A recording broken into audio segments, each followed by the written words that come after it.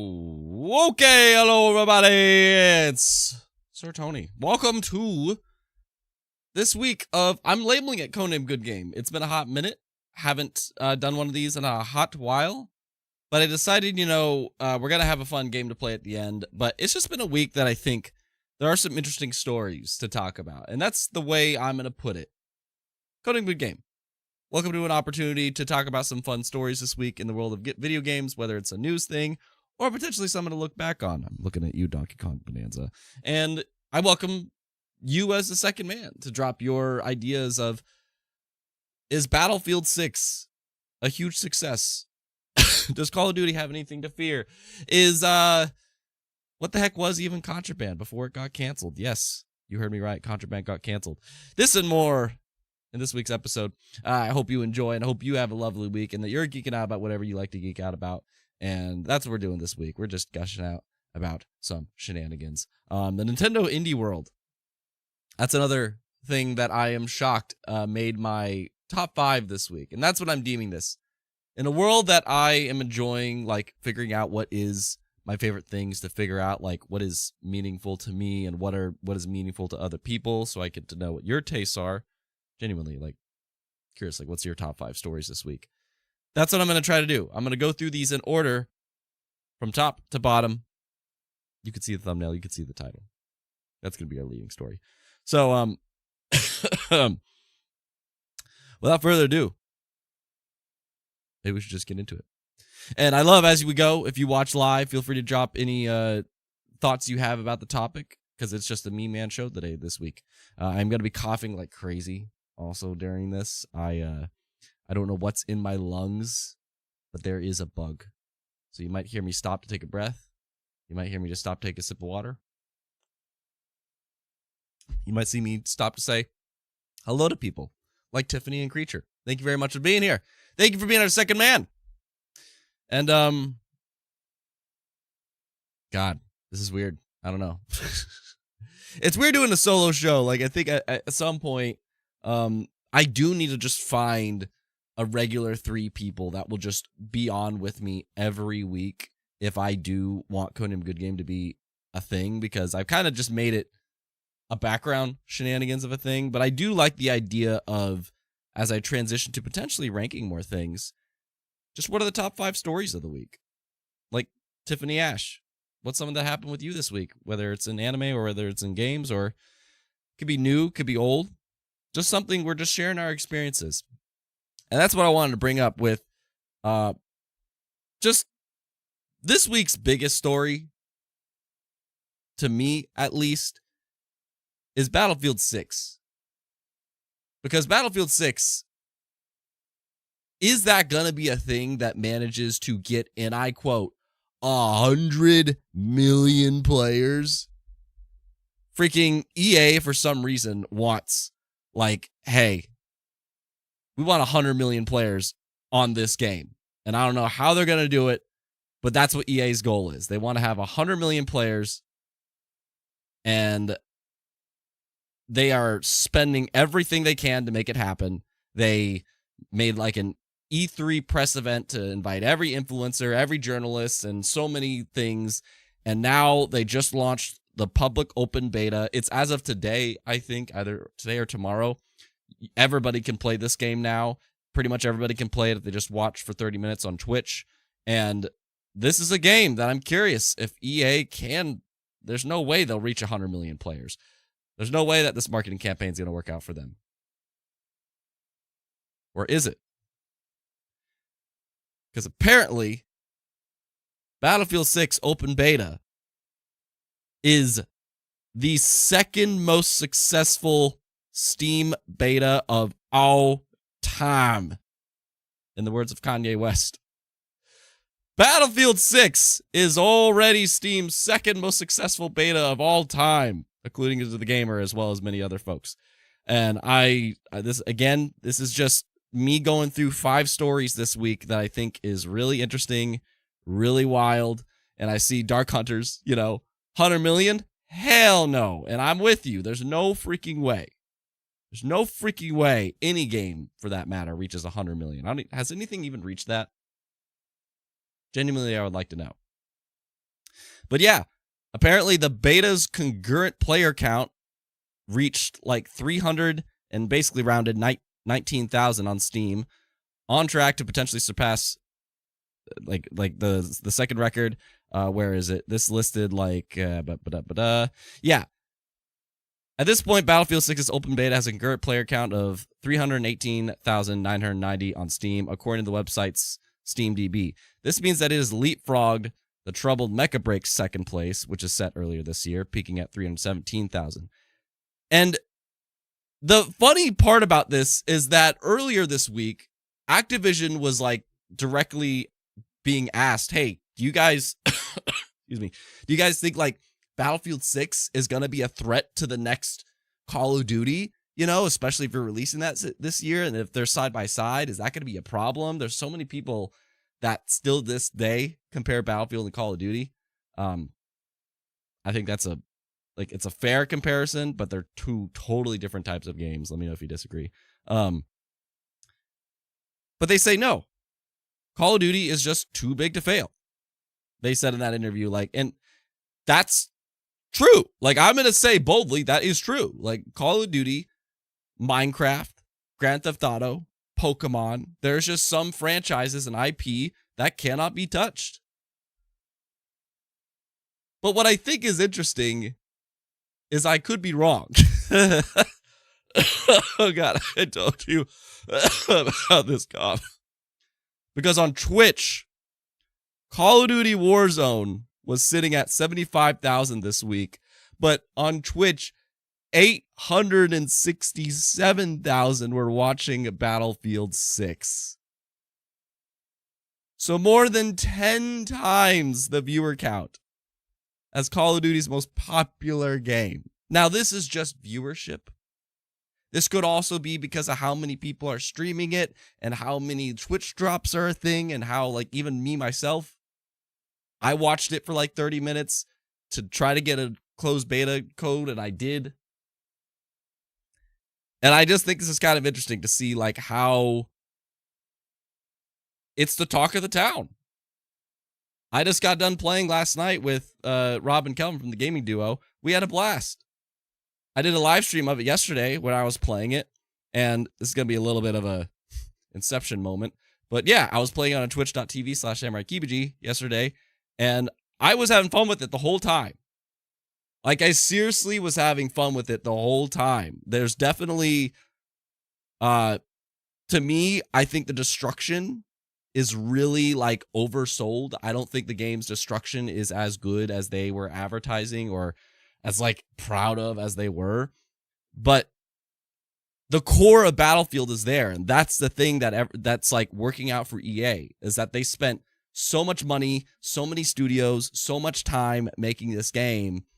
And, like, let's just go back to what makes Battlefield Battlefield. And so far, it's been a lot of popular word of mouth, and including myself, like, just the wildfire spread that is apparently working.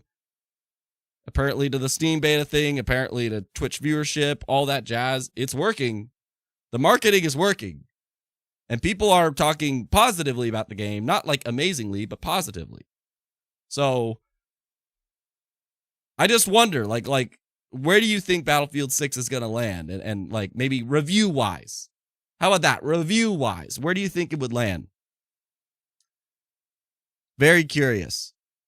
Dark Hunter says, like, maybe 30 million players. That's what I think, Dark Hunters. I think, like, that's the maximum. We also have to think of, like, the Steam beta. If it was, like, the peak concurrent was, like, 320,000. That's just Steam. We're not considering Xbox. We're not considering PlayStation. We're not considering the EA launcher. I don't know. So, Tiffany, hi. What did you say? Call of Duty definitely won't fail as much of us would like it to sometimes, especially if they make remakes of their most popular ones. If Call of Duty starts to go on a decline, yeah, Call of Duty will never fail.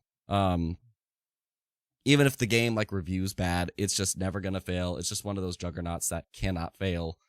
And I don't say that in a metaphorical way or whatever. No, I mean just objectively speaking, Call of Duty can't fail. Creature thinks 85 million. That's pretty optimistic. And I don't know. I think they'll reach like 20 million players, but it's just I just want to acknowledge that the marketing's working. That's what the point of this story is. They became the second most played Steam beta ever. They are like 10 times the viewership of Call of Duty Warzone right now. A lot of people are speaking very positive word of mouth. Is it masterpiece word of mouth? No, but the marketing is working. And I enjoyed the game a lot. I think it's a blast. It is definitely a spiritual successor to 3 and 4, as a lot of people have been saying. Very curious what you think. I think I saw earlier Tiffany's been playing it. So, Tiffany, what do you think of the game so far? And you've also been reading a lot of your Halo books. What Halo books have you been reading, Tiffany? God, this cough is going to kill me. So yeah, we'll see. I'm hopefully going to have one more nice night with it before I fly out of town tomorrow. But that to me is like the biggest story this week. Because again, it's just crazy how much EA is investing in this game. And I'm just really curious if it pays off. I see your earlier message, Steffi. Shout out to Creature and Steffi who showed up. Those are my like 2 biggest supporters on Patreon. Thank you both very much. Steffi, hello. Sorry. Got a pretty busy weekend. I'm going to be lurking and listening most of the time today. You're not listening. You're playing, I forget what it's called with the other peeps. What's your most recent exciting moment you played, watched, or experienced? Are we talking in general, Steffi? I want to know that. Because that's a great question if you're talking about in general. But if you're talking about Battlefield, I'll tell you what. Let me tell you what. Oh, I wish I got a clip of it. Because Battlefield last night, I was playing especially with Kelvin for the gaming duo. There was a moment that he's medic and I'm assault. And I just get murdered. I get murdered. And he runs up to me, revives me.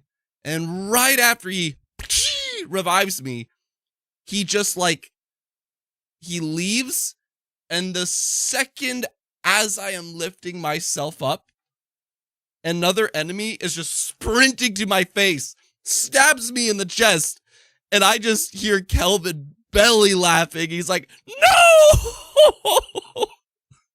Because literally, from my perspective, all you saw was just, the light. Oh! That's what happened. Anyway, Battlefield 1 is my favorite too, Dark Hunters. Tiffany, me and my fiance have been loving Battlefield 6. To be honest, it feels like Battlefield 3 and Battlefield 2042. Probably one of the best Battlefield in my opinion. It's exciting to know this is only 10%. That's true. This Battlefield is like, we're only playing 3 out of the 9 maps. We're playing only like a couple of the freaking 10 or so modes or whatever. There's still a single player campaign. There's a lot. Like this open beta is just kind of give us the foundation of the whole game. But yeah, Steffi, I'm good. Thank you for asking, madam. I just have the cough still. I'm about to go see my dad, go on that trip. And that's why I'm hoping to get some more time tonight. Shout out to Rematch. Been playing that. And Alex, one more message. I think the game is great. I had a paint can explode in my face last night, and it discombobulated me and got me killed. 10 out of 10. Alex, that's true. And let me just say, like, that's my, like, I love that the paint cans do that, and the destruction is cool when it hits. I just wish, if you watched me on Twitch yesterday, you know this, like, I just wish that the destruction was way more predictable. The finals is still king with that. But I've been playing that. But I also, in story number 2, played and finished. Well, I got the credits to roll on what is IGN's only 10 out of 10 this year. That's kind of my headline. Like, apparently, Donkey Kong Bananza, speaking of 10 out of 10s from Alex, is the only 10 out of 10 that IGN has given this year. And I did not know that. That's kind of my, like, way of tailoring back to Donkey Kong Bananza for a second, because I just beat the game this week. I got the credits to roll, but I did not know. I see this in like their news stories this week, and they just remind everybody that, yeah, so far this year, we're like 8 months into the year, and the only 10 out of 10 that IGN has given is Donkey Kong Bananza. That's wild. I did not think that was true. Like, where is it? Towards the bottom of this. Not only did we rate Donkey Kong a 10 out of 10, it's the only game we've given a masterpiece rating so far this year.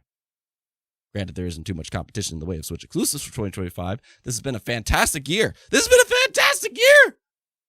You got freaking Expedition 33. You got Kingdom Come Deliverance 2. You got Blueprints. Oh my God, Blueprints. You got Split Fiction. You got Monster Hunter Wilds. Death Stranding 2. This is like maybe the best year critically for video games in, I can't even remember. Like, it's been a long time. Critically, we have had this many great games. But somehow Donkey Kong Bananza is the only 10 out of 10 that IGN has officially given. Other people have given 10 out of 10s to other games, I'm sure. And I personally give Expedition 33 a 10 out of 10. But I tell you what, I beat Donkey Kong Bananza earlier this week. I took a half day off because I got this cough or whatever, I think Tuesday or Wednesday night. Do I agree with it being a so-called masterpiece? Do I agree with it being superior to Mario Odyssey? Well, that second question will be for another time, so make sure you subscribe, because I do want to do a full dive into that. Maybe that's its own stream, who knows? But I do think the game falls just short of a 10 out of 10. Not to be controversial, because the game is phenomenal. I would love to know if Tiffany Creature or anybody, if you're joining us late, I'm going through like the 5 biggest stories of the week for me this week, and we're talking about how Donkey Kong Bananza is the only 10 out of 10 masterpiece of 2025 from IGN, and it is like one of the highest reviewed games in Open Critic this year. And to me, I think it is a 9 out of 10. It was an amazing game. I'm still playing it. I'm still going through the post game, and I'm having a blast with it. And I'm having a bonanza of a time, to no pun intended. But man, I give it a 9 just because there's some things about some of the world design. Some of the worlds are kind of okay, and sometimes the story is kind of just, I don't know. It's like, it's perfect for being what a Nintendo game is. It is worthy of the 10 out of 10s that it's getting. Just to me, there's a little bit of some spots that I wish that the pacing was a little bit better. The destruction can only get you so far in the beginning of the game, in my opinion, in terms of grabbing you. It's a massive dopamine rush. But what I've been telling people in terms of the Mario Odyssey comparison, the front half of Mario Odyssey hooked me way more than Donkey Kong Bananza. The back half of Donkey Kong Bananza maybe was stronger than Mario Odyssey. That's a tough one. Again, that's a whole conversation that I'll do at some point in the live stream. I want to have that conversation. I think it'd be fun. But yeah, I still love Donkey Kong Bananza. It was super awesome. I am looking forward to it being my main Switch game that I play when I'm traveling, like I am about to be tomorrow, because there's just a lot of stuff to collect, a lot of fun to be had, but it is ultimately the funnest game of the year. No question. And Creature, in comparison to Donkey Kong's last game, how would you say it ranks? There's no... This is hands down the best Donkey Kong game there's ever been. No question. The best Donkey Kong game there's ever been by miles. And that's like, if I gave a quote, like if I was a freaking, person that would be on Open Critic and stuff, and if I gave a quote, my quote would be, "This is the game Donkey Kong has always deserved." This is the game that Donkey Kong has always deserved. I will stand by that, man. It's even stuff like I have it rolling on screen here. Like these two elements, he's skating with an ice rock that he grabbed, and because it's ice on lava, he's creating like a path that's, that he can freely explore. Then he's grabbing these rainbow rocks that have the special ability to like lift them up super high as it disperses. Like there's stuff like that I wish was in the front half of the game instead of them saving it so much for the back half. But still, it's an amazing game. So I'm pretty confident it's going to be a Game of the Year contender. God, Game of the Year is going to be so rough this year. Game of the Year is going to be so rough this year. Like, do you have any... What would you say is like the 5 front runners of Game of the Year?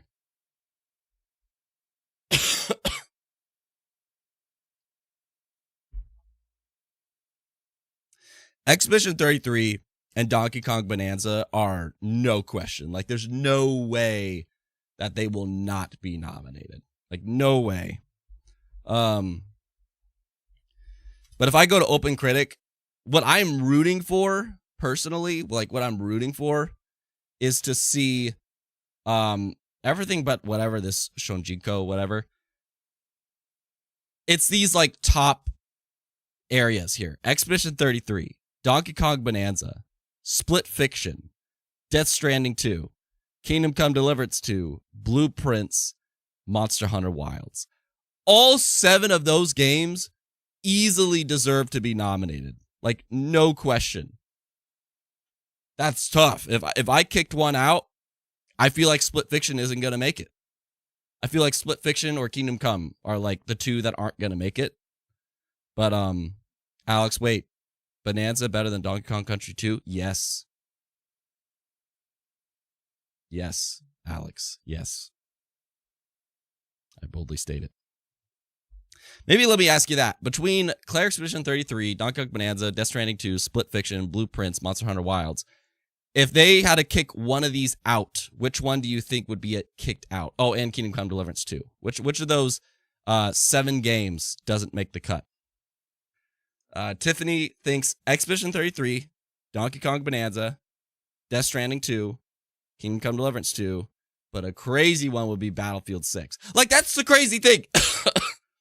The 7 games I said, those are just from, up to August this year. There's still like 5 months of the year left after Bonanza to go through. That's what I mean. That's crazy. Like, Tiffany, it would be wild. Like, Battlefield 6, that'll never happen. But hopefully, like, best multiplayer, best sound design, and best action. Sure. But that's crazy. But yeah, of those games, I feel like Blueprints or Split Fiction or Kingdom Come would probably be the ones that don't make the cut. I am rooting for Blueprints, though. I tell you what, like that, there's always a random indie game that makes it into the Game of the Year category. And if one does, it has to be Blueprints. Like, I will stand on that hill. And in fact, I'm actually okay if it doesn't make it in, because then we don't have to deal with that awkward thing of like the indie game that's nominated for Game of the Year being the clear winner of the best indie game category. Yeah. Tiffany, I hope Blueprints at least gets 1 or 2 awards at least. Like, nominations, hands down, it's gonna like be nominated for best indie game. No question. So anyways, Donkey Kong Bananza. Fantastic game. But you know what else Nintendo did this week? And by the way, if you're just joining us, I am going to try to have a good game with you towards the end of this stream. So stick around for that. And it will require audience participation. So I hope you will stick around to the end. Excuse me. And, you know, I thought of another idea, but I didn't really give enough precursor. But anyway. So Nintendo... There's something else I want to talk about with Nintendo this week. It's not that new overview trailer for the Kirby Switch 2 edition for Forgotten Lands, whatever. It's not about... I thought there was some other story. People keep talking about these key cards. It's about the fact that they had 2 showcases in a row. They had a partner showcase last week. That was pretty okay. It was very okay. But then this week, they had an Indie World. If you don't know what Indie Worlds are, they're just basically like Nintendo's indie showcases. And I tell you what, if you are an indie game lover, you should watch this show, because there was a lot of good stuff in this. This is story number 3 this week of the third thing that I found the most impressive. I'm shocked. Like, I thought Indie World, I didn't think that would crack my top 5. But this show was pretty solid. I don't want to say it was awesome, but it was pretty solid. Like, more than half of the things in this show, I'm genuinely, like, invested in. I drafted Mina the Hollower for my fantasy critic. Next game for the people that developed Shovel Knight. Looks really promising. That was a great way to kick off the show, just to remind people, hey, that's coming to Switch. And, you know, there's a lot of stuff. Like, I thought this freaking Well Dweller, I think is what it's called, looked really interesting. You're just kind of going down this well. It's got an interesting art style and Metroidvania and so on. And that's just what I mean. Like, I could go down the list. Neverway is like the next game by the pixel artist of Celeste. Not developed by that person, but they just did the art for the game, and they have this really interesting, like, truest sense of the RPG, like life sim. Like, you have a farm, you have a place, you can romance, but it's got this weird style to it. Was that an Among Us thing on her shirt? Look at that. Oh, well, I guess Outer Sloth does publish it, so that's fair. But yeah, there's an Among Us thing on her shirt. But yeah, like, there's just a lot of promising games in this whole thing. Hurdling, I think we saw at a PlayStation-like presentation or something, and I thought that game looks really cool. That's a great Switch game. That's the thing. There's a lot of games here that I thought Little Kitty Big City is getting a free update, which is cool. Content warning is coming to Switch. And I'm really surprised at Ball X Pit. This was something at the show that I was like, I don't know what is going on, but it looks crazy. I don't know if I'm going to buy this game, but it looks really cool. Like, it's not quite a roguelike. I think it is. I don't know. It's kind of confusing. You get to, like, recruit people to your cause as you build your settlement out, as you go down these paths that you are shooting tons of balls that, like, I don't know. It seemed really interesting, but what really shocked me, aside from, you know, just seeing this game and it's like, oh, it's coming up soon, is that after the show, I see on freaking the Xbox social media, it's coming to Game Pass. Like, one of the games that I thought looked the most promising in that show that I hadn't seen before was Ball X Pit, and apparently that's coming to Game Pass day 1, October 15th. So that's pretty cool. That was something from the indie world. I'm like, oh, okay, well, that is for sure one I get to play then. But overall, I don't know. Like, I feel like this indie world was something really worth checking out. Like there's a lot of games here, including a couple of them that are Game Pass day 1s, FYI, like this one on screen, Winterboro. There's just a lot of stuff here that I thought was really well shown, interesting enough, and it didn't feel like the usual indie worlds to me. So to me, it's just a good shout out this week. I thought it was super cool. I don't know if you watched it. I'm very curious if you did, and if there was anything that really stood out to you. Like, apparently UFO 50? UFO 50 is coming. That's pretty freaking cool. Supertone, hello. I can't guarantee my time, so I'll throw a question off the bat. What's a game you loved but everyone else disliked? Somebody asked me that a while ago, Supertone, and I didn't know what the answer was, and I still don't. That's very rare that I like a game that everyone else disliked. I could think of, like, movies, but I can't think of a game that, I don't know, like, I don't know. Yeah, that's a hard one. I can't really think of one that, like, people actually disliked. That, like, the majority gave, like, 6 out of 10 or less. I have a feeling if I played Crackdown 3, then maybe that might be one, but I have no idea. I can't really think of one, to be honest. But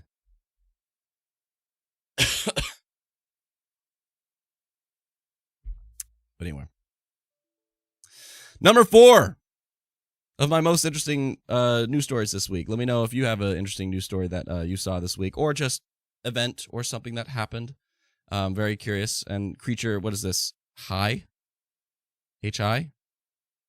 Hogwarts index finger? I don't know. Anyways, interesting story number 4 this week.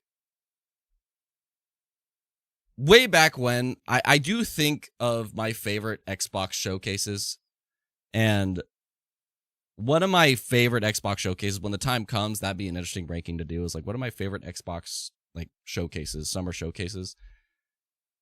2021 is going to come up, because in that show, there was so much, like, it felt like this is the Xbox we want. Here's all these brand new games from all their studios that they've got, and they're rolling them out, Game Pass Ultimate. It felt like banger after banger after banger in that show. And one of the things that they showed was a partnership with Avalanche, the people that make Just Cause, which is Contraband, which is supposed to be a co-op game that you are kind of set in the 70s or something like that, and pulling off these heists with a group, and it's open world. And it just, I wasn't like, I was happy, I'm like, cool, first party technically, so I get to play it with Game Pass, and it might be a neat co-op game to do, Neato Stevo. And plus Just Cause, like Just Cause, freaking, those games are awesome in my opinion. But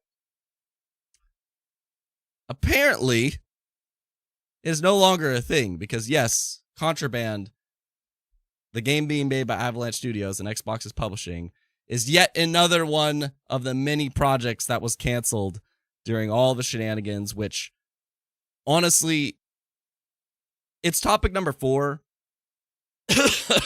instead of like number 1 or 2, because is it really that surprising? Is it really that surprising?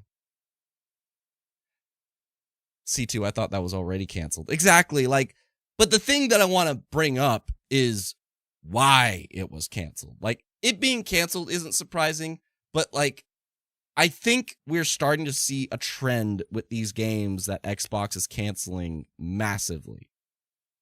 But yeah, Polygon, this comes from Polygon. Microsoft cancels yet another long in the works Xbox game. Do you even remember Contraband? But yeah, they say, like, while not explicitly calling it a cancellation, which is true, the developers, Avalanche, they're like, hey, we're trying to figure out the future of this game, but for now, we've kind of stopped active development. And it's joined the fate of Contraband. Sounds similar to recently scrapped long in development projects like Rare's Everwild and the Initiative's Perfect Dark. It was first revealed at E3 2021. Again, I thought that show was bomb. But yeah, it was set with co-op Smuggler's Paradise and the fictional world of 1970s Bion, brought to you by Avalanche Studios and Xbox Game Studios. And it was going to be a console exclusive, also planned for release with PC.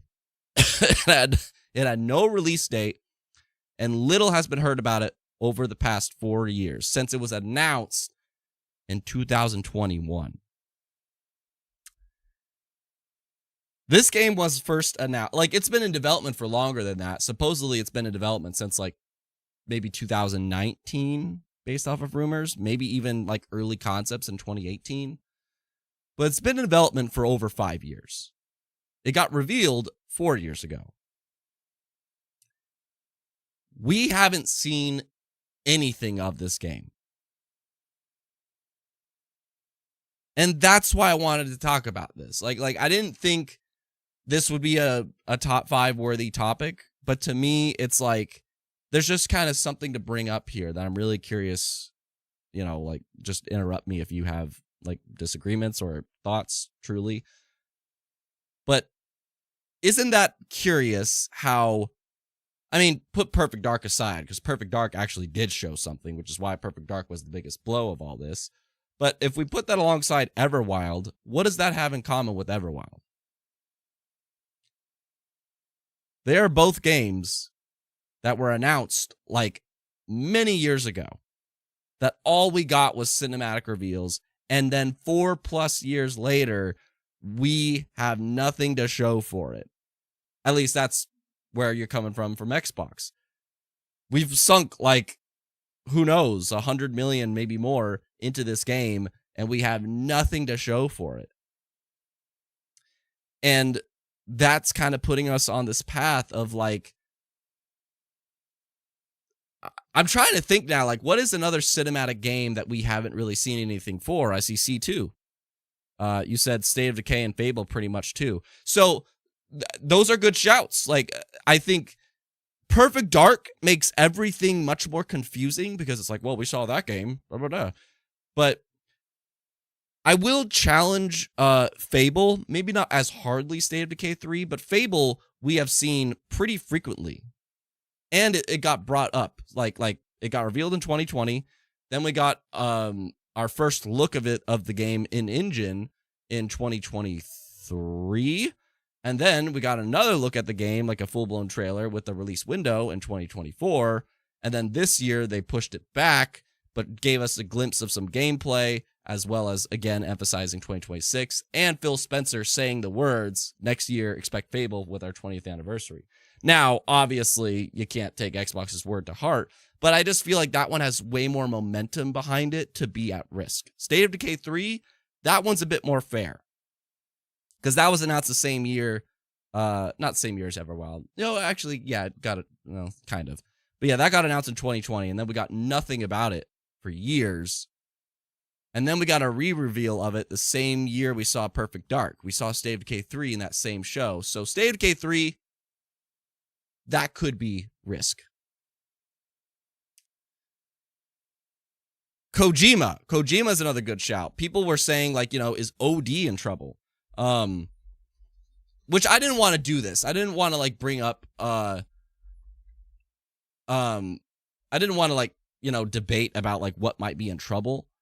But Kojima's is a good one because, yeah, we haven't seen really anything of that game. We just know it's in development, and it got addressed like 2 years in a row. But rest assured, apparently, like right here from IGN, Kojima's OD is still in development despite Xbox's cancellation. Jason Schreier, who's a reliable insider, shared that. Like, yeah, he found out it was still in development.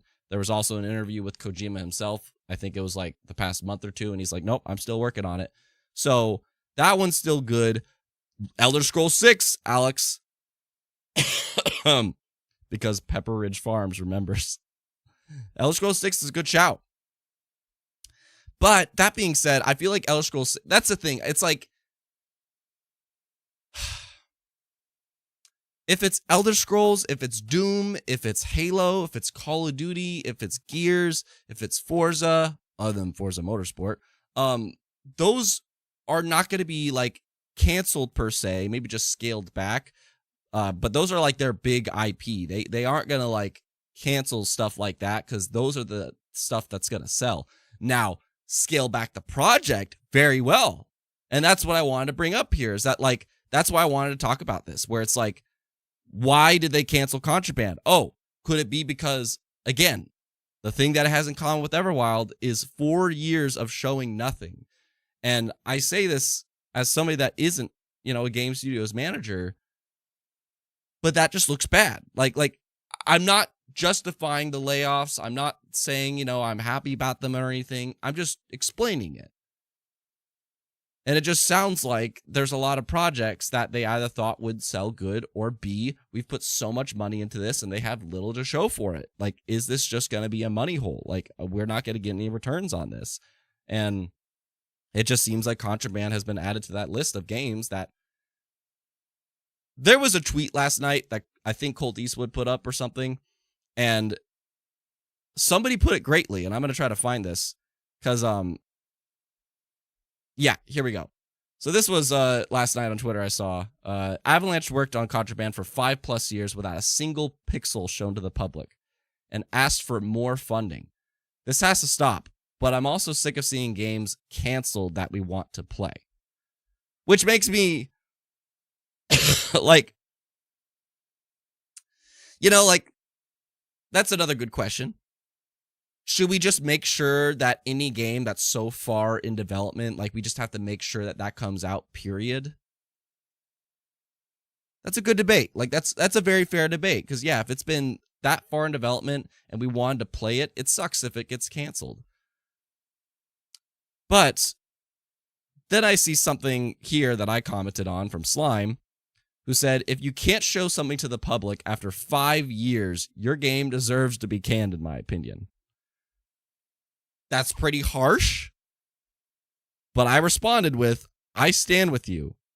If you got little to show after 4 years, then something's wrong. It doesn't seem like it's a sound investment. As much as I wanted to play this, it makes sense to be cracking the whip on inefficient studios when you see others doing it for much less, i.e., Obsidian. when you see Obsidian, when you see Astrobot, when you see all those studios that I did in that video about like these are the studios doing the dang thing, then you know, like you look at those studios and you got to kind of consider what the hell is going on. But still, it's a little bit of a bummer. I don't know. It's not the funnest thing to see. Just, any project canceled that we thought might be fun to play. But, Tiffany, unfortunately, I think Microsoft and Xbox's business practices with their team haven't been working for them, in my opinion. Good thing Undead Labs haven't got hit by layoffs for State of Decay 3. I hope to God, man. I hope to God, Tiffany. I hope you're right. But yeah, there has to be a little bit of a whip from Xbox. Like, there just has to be. I don't necessarily put the blame on Phil Spencer, even though technically Phil Spencer's the person that answers to everything. I think more of Matt Booty, because he's the person in charge of the studios, and it's just like, what have you been doing? Like why? I get it, maybe you're just like, look, we don't want to enable crunch. We don't want to force these people to make the game that we want them to make. Like, we don't want to like enslave or anything, but there has to be a point that you just kind of are really looking at these teams and their studios and their progress and just evaluating things better. So it's unfortunate, man, but Contraband joins Everwild, the original Doom creator, and Perfect Dark as many projects that got canceled the past month or two.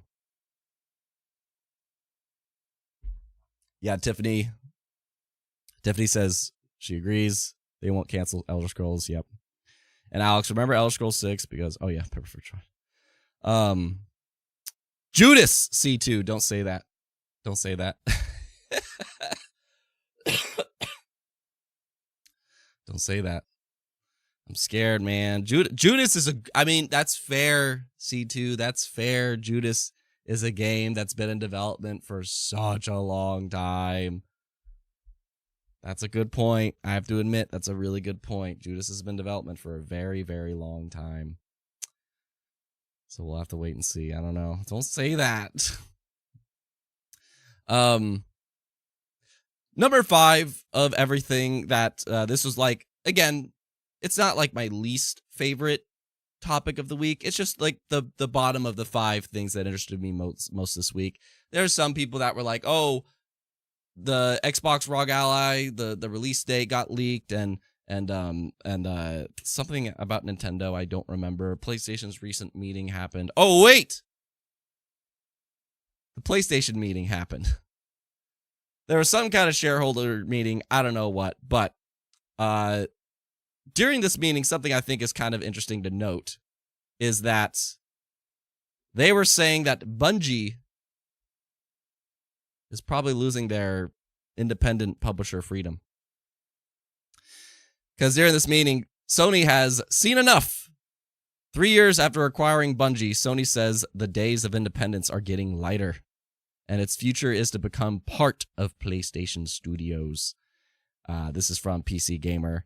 And yeah, Bungie was intended to operate as an independent subsidiary when it was acquired in 2022, but that hasn't worked out. And let me remind you, PlayStation acquired Bungie for like half of what the entire suite of Bethesda's IP, studios, branding.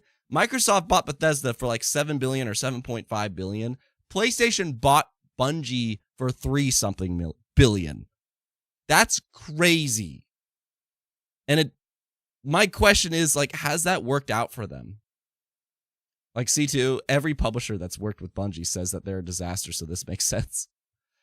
It's funny, though, because Sony acquired Bungie to help the live service strategy that they invested so much. Bungie was probably one of those investments. Like right here, when Sony announced its intention to acquire Destiny 2, developer Bungie in January 2022 for an eye-watering, here it is, $3.6 billion. That's crazy. It said the company would be an independent subsidiary under the direction of the studio's then current management team, and that it would remain a multi-platform studio with the option to, quote unquote, self-publish and reach players wherever they choose to play. Destiny 2 seemed like it was a perpetual money machine after all, and Sony saw no reason to fix what was broken. But fast forward 3 years later, and now things aren't as rosy, and they talk about, and this is what they said, Sony. At the time of the acquisition, we were offering a very independent environment, so this was one way of thinking. When Tao was responding to a question about Bungie's future governance.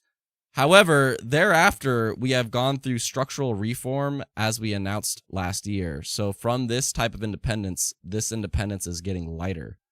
So Bungie is shifting into a role which is becoming more, part of PlayStation Studio. And integration is also proceeding. So in the long term, if you can see this as an ongoing process, the direction is to become part of PlayStation Studios. So, what they're saying is that before they were down. Like, hey, let's just let Bungie cook. Let's just let Bungie be multi-platform. Let's just let them do their own thing. They are not like a PlayStation Studios branded thing. They are going to help usher in our live service era. But now, with after everything, the live service wise and some controversy behind the Marathon release, which is their next big game, it just sounds like they're just going to integrate them as a PlayStation Studio, which is crazy because they acquired them for over $3 billion. That was so much money, and I feel like I personally, I would love to know if you disagree. It just feels like that was not worth the pay. That was not worth the money. Let me know what you think about that. C2, every publisher that's worked with Bungie says they're a disaster, so that makes sense. Sorry, I read that earlier. And Tiffany, ever since they got rid of Michael Salvatore, oh man, that's a good shout, Tiffany. I knew it was down bad. Marty O'Donnell, too. Well, Marty kind of quit, but yeah. C2, the head of Bungie is the one who convinced Sony to cancel The Last of Us Online, allegedly. Naughty Dog would have become a support studio for that game the way Rare is for Sea of Thieves. Like, I think Bungie has helped, personally. I do think there's things behind the scenes that, yeah, Bungie has helped on the live service front to give a bit of direction to the studios at PlayStation. But it just seems like now, especially this new direction of the PlayStation head going, hey, we kind of just want them to be a regular PlayStation studio now instead of just being their own thing, because this live service strategy, I think that's another story. They said, like, it just hasn't been working out the way that they thought. They're not giving up, though, and I like that. I don't want them to give up on their live service strategies. I just want them to back off of it a little bit. You know, instead of making it 70-30, just make it 50-50 or 60-40. Like, don't make it like an all-in effort. But it's just interesting, like, how Bungie, they were probably the biggest presence at PlayStation Studios because they basically were their own independent publisher kind of a thing. And now they might just be like, all right, you're just part of PlayStation Studios now. We gave you guys a chance. So I say this as my least story to talk about. It's more so just something interesting to think about. Like, I'm curious if you have any questions or thoughts about it. Because yeah, I don't know. It's like, I'm curious, like, how do you think that'll be different? Like what'll be the difference between Bungie being an independent subsidiary at PlayStation and being now like a PlayStation studio? Very curious what you think about the difference of that is.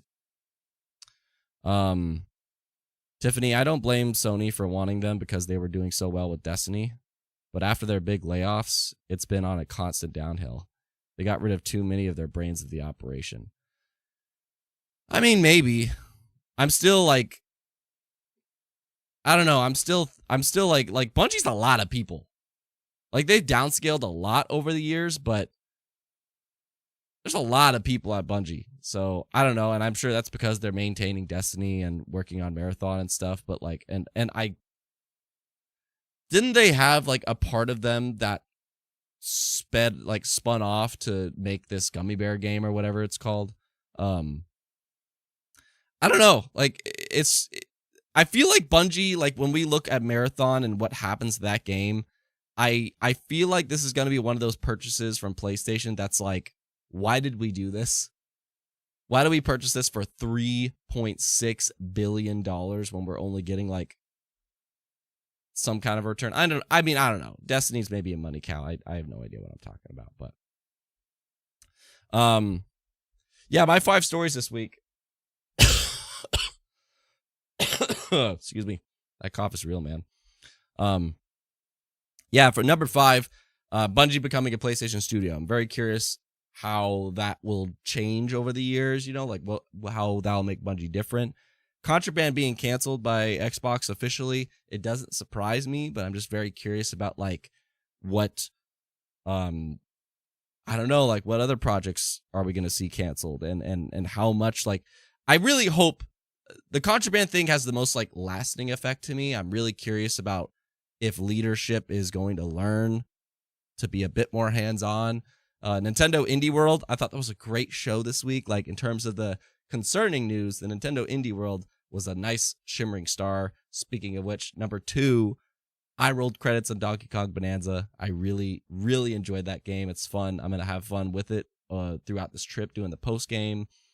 And number 1, the top story this week to me is how much the Battlefield 6 open beta is popping off, man. Like, I could talk about that more, and I didn't really talk about too elaborately my thoughts on the game, but I tell you what, like, Battlefield 6, it is such a true successor to Battlefield 3 and 4, but I don't know, like, I'm not sure if that's my vibe, but I recognize it's just crazy how this marketing campaign is working out for EA, and I'm just curious. Like, I don't know. I'm very curious. I hope the destruction gets a little bit more obvious. Again, that's really my only concern with the game, my only flaw. Like, everything else is just more subjective, but the destruction, it's like, make that a bit more predictable, please. And this is the part where we're going to be transitioning to a good game, but I would love to see if you have comments on any of these topics.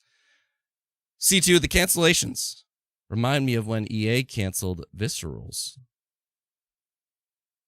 Star Wars game. What was that called? Was that like 1488 or something? People were pissed, but that game had been in development for 7 years and we saw nothing of it. Yeah, I think you're talking about that cinematic one. I read a chapter about that in Blood, Sweat, and Pixels. I think if I'm thinking about the same Star Wars game. Yeah, and they kind of had like an Uncharted idea for it, and it just never happened. But like Beyond Good and Evil 2, that's not happening anymore, right?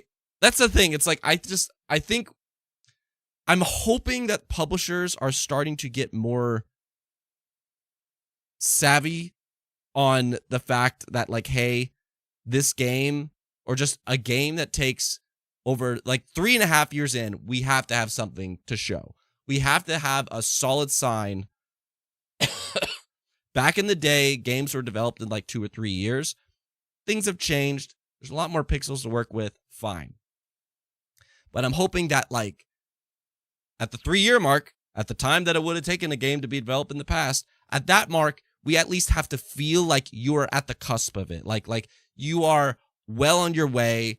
You are like we have a release window potentially in mind, and everything's progressing. There's no sign of having to restart or anything like that. There's a creative director that's been on this since the beginning, you know, like I feel like 3 years in is when you really gauge a project, and it's way better to assemble that risk 3 years in rather than doing it 5+ years in and canceling it, because that you wasted half a decade on this thing, man. Yeah, Creature, Battlefield 6, it's not a successor to your heart. Correct. Supertone, what is a side character you believe deserved a spinoff? Ooh. Supertone asked, what's a side character you believe deserved a spinoff? Side character you believe deserved a spinoff. I feel like there's got to be a good answer to this question.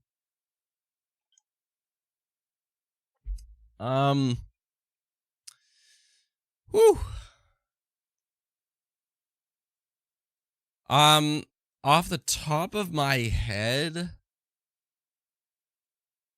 I don't have an obvious answer, but off the top of my head, I feel like the girl from Star Wars, Jedi Survivor and Jedi Fallen Order, there's like this white skin girl that I'm like, I dig a thing with her. I would like to play a game that you use her abilities and maybe it's like a stealth game or something. I don't know. I could picture that.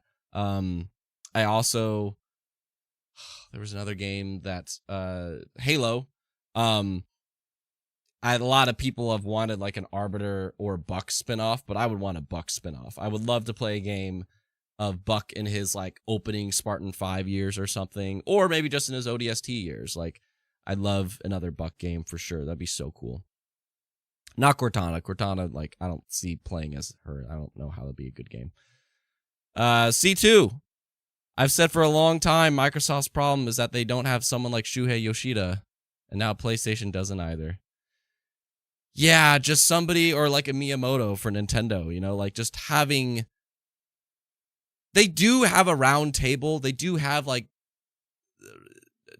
They do have a round table of very talented developers working at all the studios at Xbox, but those guys are working on their own stuff, you know, and it's like you need like a board of advisors to really, maybe they do, I don't know. Again, like who knows? We're outside looking in, but so they needed King Arthur, as Creature says. Yes, exactly. So here's what I would like to do. With everybody here putting their heads together, guys, I have a game that I would like to see if you can guess. In 20 questions, all of you work together to ask a bunch of yes or no questions to determine what is the video game that I am thinking of. And it's so, for example, you could ask like, is it an RPG? The answer would be no or something. You can't ask what genre is the video game, because that's not a yes or no question.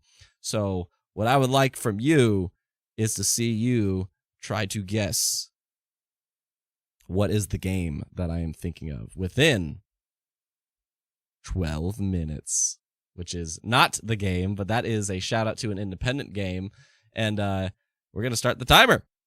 As I like, feel free to ask stuff if you don't want to play, but I would like to see if you could guess it within 12 minutes. As a group, you all get to work together. You get to spam questions and try to like see if you could figure it out. And I have the game, so let the questioning begin. Creature asked, is it an RPG? No, it is not. No, it is not. I would appreciate if somebody would be in the chat to keep score. C2, before 2010. Let me double check.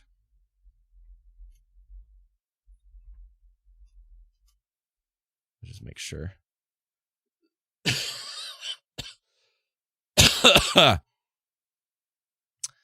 No. Yeah, I'm pretty confident no to this. Yeah, the answer's no. The answer's no. I need to be careful about screen sharing. No, it is not before 2010.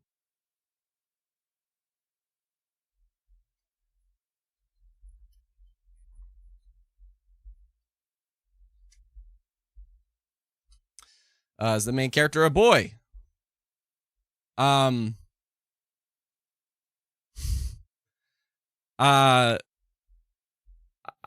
going to say, is the main character a boy?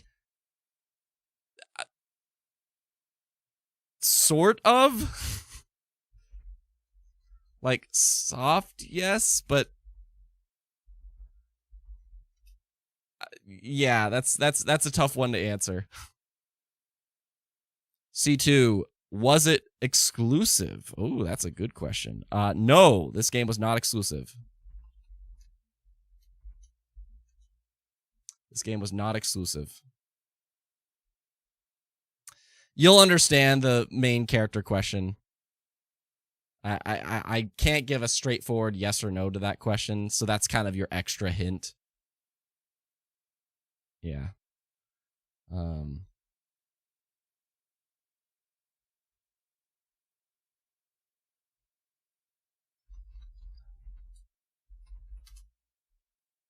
You guys have under 10 minutes left. Just over 9 minutes. Question 5. I'm going to put on Blueprints music, because that is great thinking music.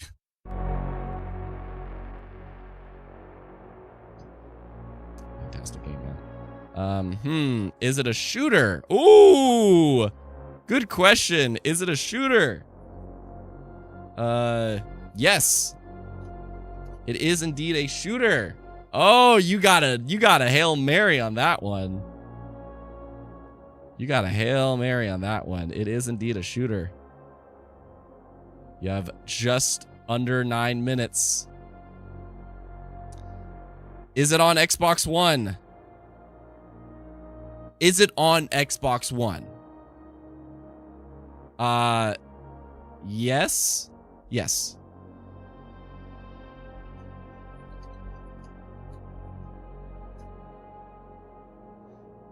If you're just joining, we are everybody that is here live is trying to guess what video game I am thinking of with 20 yes or no questions in less than 12 minutes. They have 8 minutes left. Just spam a neat question and see if it will help.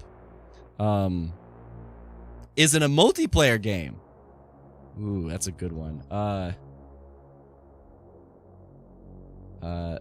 Is it a multiplayer? Yes. And is it published by EA? Yes! Woo! Hail Marys! Wow! So there's your kind of meta.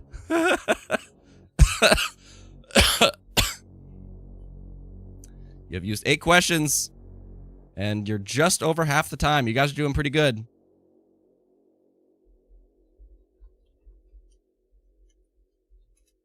C2, is it a Battlefield? No.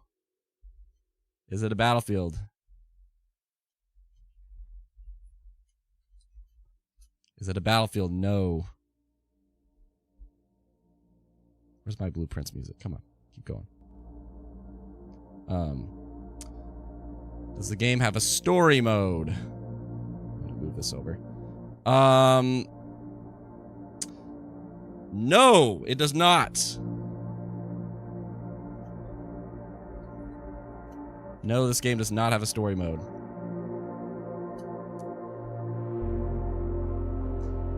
Creature, remember MC is sort of a boy. Yeah, sort of. So you are not allowed to ask the game until like I've seen like Anthem, Apex. Like you guys can spitball, but just know when you actually ask, that ends the game. So I would like ask audience Apex, like yeah, but before you are confirm, I'm not going to confirm if it's Apex or not unless like somebody backs you up there. Is it BioWare? Like, is it developed by BioWare? Question 11, is it developed by BioWare? No.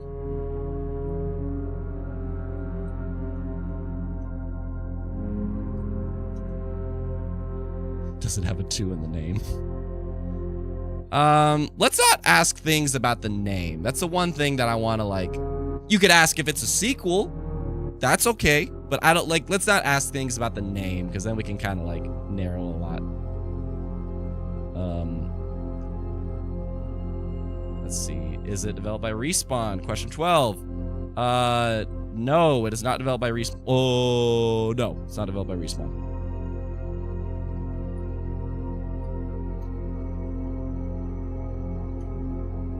Is it a game for the whole family? Soft, no. I would say no. Yeah, I'll say no, but it's slightly soft, but I would say no. Question 13. For the family? No. 7 questions left, 5 minutes left, doing good. Does it have a grappling hook? Oh.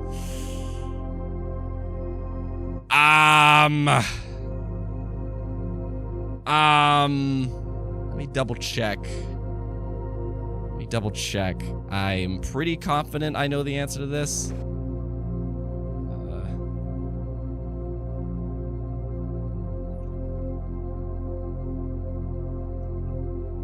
I'm pretty sure I know the answer to this. I don't want to answer this. I'm not confident enough, so just forget that question. Yeah, I don't want to answer that one. It's a bit too, like, I think I know the answer, but I don't want to, like, risk telling you the wrong answer. So is it a sci-fi? Yes.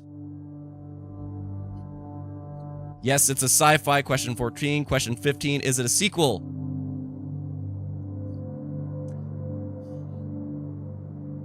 This game... That's a hard question. That's a hard question. Is it a sequel?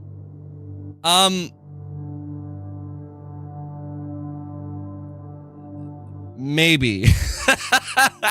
Sorry, that's a cop-out, but, like, I mean, it helps you. It's like, no, I want to say no, and you'll understand why.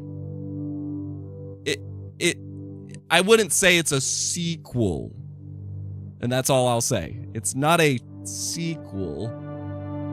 That's all I'll tell you.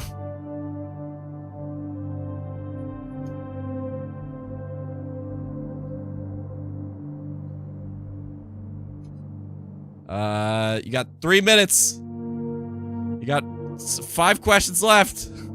Are you human? I don't even know. I mean, I'll say yes. I'll say yes. You human? Yes. I think. I mean,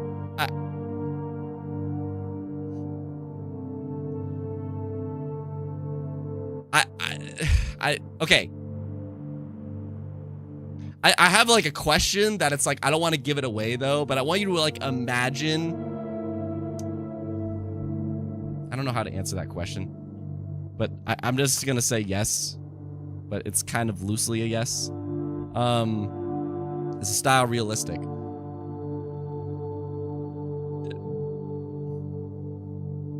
Keep in mind it's sci-fi. I don't want to answer that question. I don't want to answer the is it realistic, because I need a bit more specific than that. Maybe, like, does this have a definitive style or something? But I don't know if I can answer that question realistic. So you guys know this is an EA published game from after 2010 that isn't quite for the whole family. It's not quite a sequel, but sort of. It's definitely, like, multiplayer, shooter, doesn't have a story mode. Is the game third person? Yes. Oh, wait. It can be. It can be.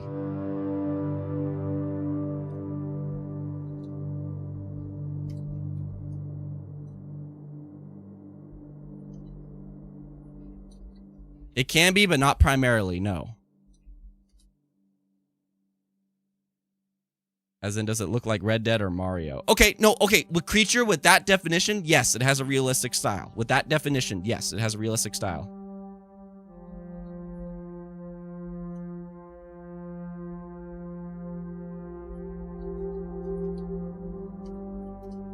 "30 seconds. C2 thinks it's a Star Wars game. I'm okay with you asking that, maybe. Like, is this a Star Wars game? Like, that's okay. I'm gonna take it. Is it a Star Wars game? Yeah. Yes, this is a Star Wars game. This is a Star Wars game.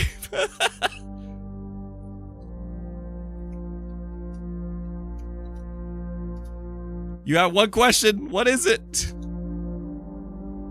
Battlefront 2 has a story mode. I was out once you said it was EA published. I have no idea. Is it Squadron? What's a guess? Okay, everybody throw out a guess. You actually managed to do it. So let's see, like 3 guesses. So you know it's a Star Wars game. You know EA published it. It was after 2010. It has a multiplayer. It's not quite a sequel, but sort of. And I did say it's not a sequel and it doesn't have a story mode.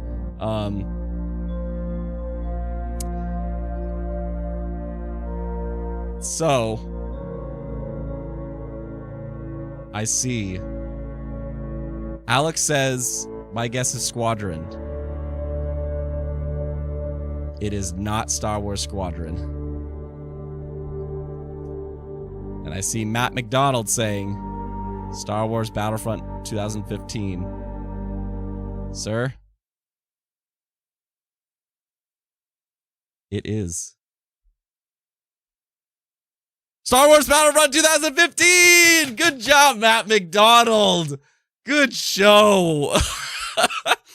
I mean, C2 was getting you there with like Battlefront 2 had a story mode. Yeah, it is Star Wars Battlefront 2015. Good job. And it's like sometimes you, so that's why I'm saying like sometimes you go third person. Are the characters in Star Wars human? You know, like are the humans in Guardians of the Galaxy human? Like what exactly are they in Star Wars?